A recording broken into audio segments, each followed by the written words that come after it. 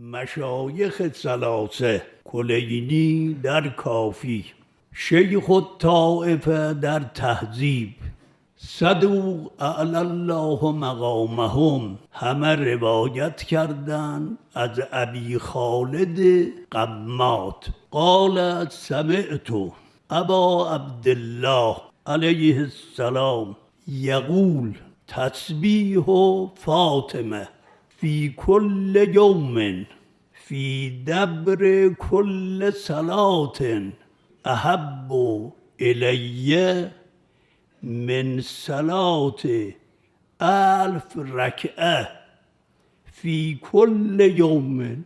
نماز امام ششم، خوب دقت کنی، 1000 رکعت نماز، 1000 سوره فاتحه دارد. فهم این حدیث بسیار مشکله.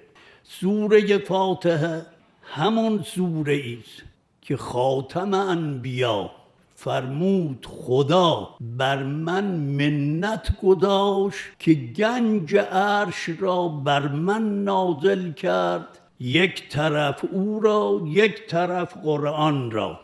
فرمود لقد آتیناک 7 المثانی و قرآن عظیم را.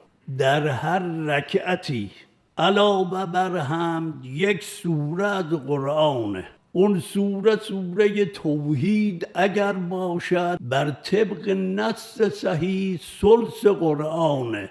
نمازی که بعد منتهی میشه به رکوع، فسبح باسم ربک العظیم، بعد منتهی میشه به سجود، سبح اسم ربک الاعلی، طبق نص صحیح. از همه اعمال عند الله عبد وقتی که سر به سجده میگذاره. نماز جعفر ابن محمد یک همچه نمازیه. همه این 1000 رکعت را گذاشت یک طرف، بعد فرمود تسبیح فاطمه زهرا نزد من از این 1000 رکعت محبوب تره. این معنای کلمه مبارکه. قوقاییست، عقل مبهوته. چه قربیست، چه منزلتیست که خدا تحفه‌ای برای او میفرسته به عنوان تسبیح فاطمه که رأس و رئیس مذهب این 100 تسبیح را بر 1000 رکعت نماز خودش مقدم میداره.